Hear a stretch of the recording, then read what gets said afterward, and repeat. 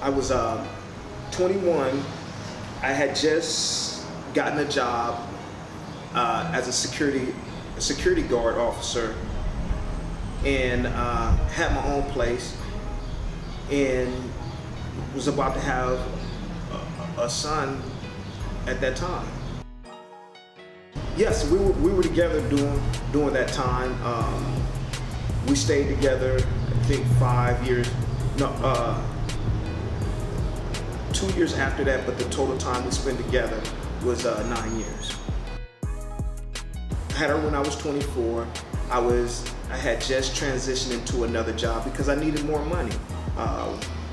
I started working for a Baxter Biotech out in Glendale, and I was a utility worker.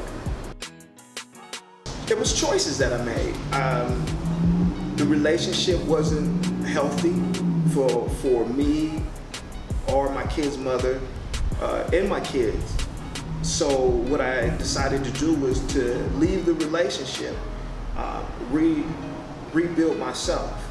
I started Bible study. I started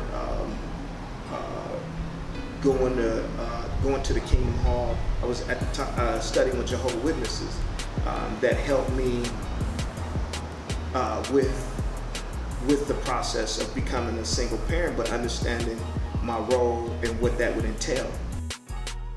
The decision I made was to just focus on becoming more financially secure. And I had to do that. I had to get a way to do that because we reached a boiling point in a relationship to where it was this extreme. And what I wind up doing was, at the time I was unemployed and I had decided to just leave. I didn't have a plan, I only had a car, and I decided to live in my car until I actually came up with a plan. So for 6 months, I stayed living in my car. And during that time, I had goals that I was trying to meet. One first goal was to find gainful employment that would get me out of this condition. Second was working out. I had to work out to relieve the stress and the tension and frustration. So I would do that. The third was keeping a normal routine, which was still picking my daughters up at the time, and my oldest and my youngest one, to go and do homework. And that kept normality. It kept it normal for me. So with that, I ended up getting out of the car because I found gainful employment. So I was able to live with my brother, Bobby Knox. I was able to live with him and still working on my plan to get my own place. So once I was able to live with him, get my feet planted, then I started looking to getting back into my original career, which is truck driving. Got back into truck driving, constantly was seeking higher wages, better pay, because I knew that I needed to get my own place. But in order to get my own place, I needed to be able to afford rent in the first week of my pay. I didn't want, so I strategized.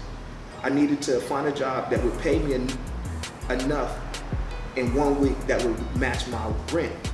So I did that. I started doing that. I got a better paying job, got an apartment, and from there, me and my kid's mom had started a joint visitation without a court order. So we were doing it once a week.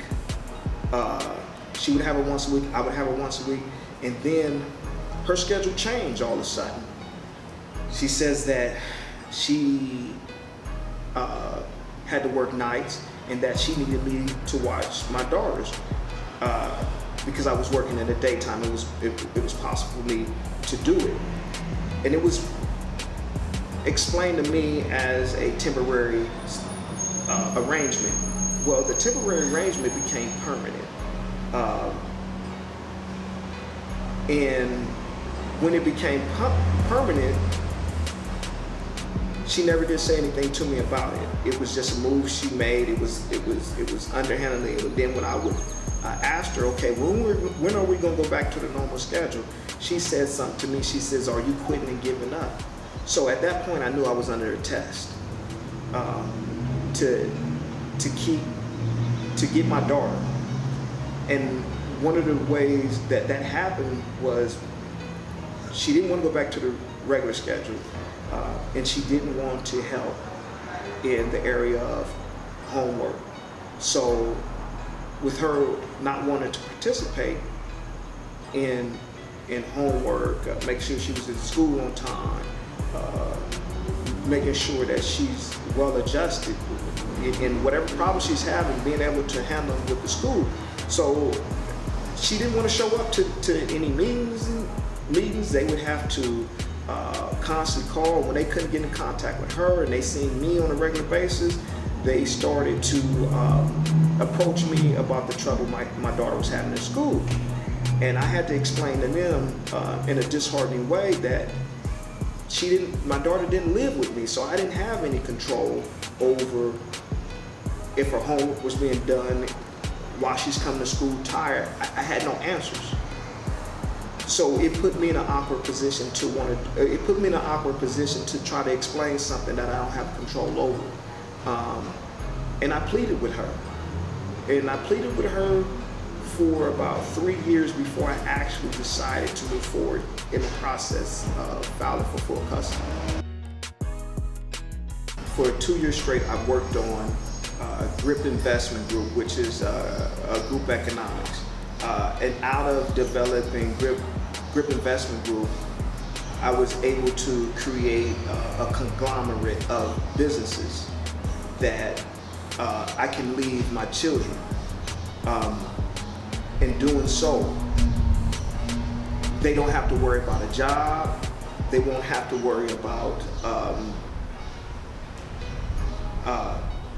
punching a clock. It'll put them in an ownership position and at a manager level as well coming in. I want to leave them something, something that will last, that they can feed their families off of.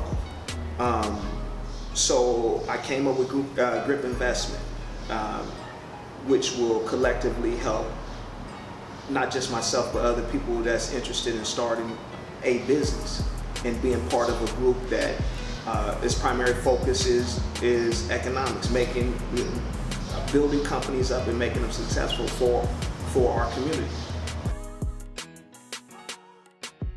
If you don't have the time to devote to your child, and I'm talking about being there, not being there just monetarily, being there emotionally, being there physically, being there financially. Now, you won't always hit that trifecta, but one thing that you can always be is there. You can always be present. You may not have the money, but you may have the time. And that's what kids really look for. And if you're thinking about giving up, think about fighting harder. Because giving up is not an option for us. Not being present is not an option for us anymore. Because our kids are being influenced by this world. And a lot of our kids are not turning out right. They're turning out with more emotional problems,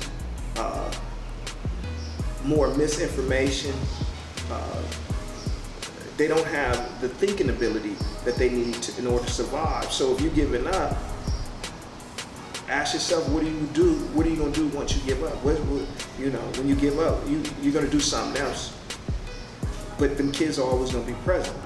And later on, when they get older, they'll come back and tell you what you didn't do, how you weren't there for them. And you got to remember that we do get old. The old saying, we get old, and your kids are going to take care of you. But if you have not invested in them, how are they going to take care of you? You know, so when you give up, you got to really think about what you're giving up.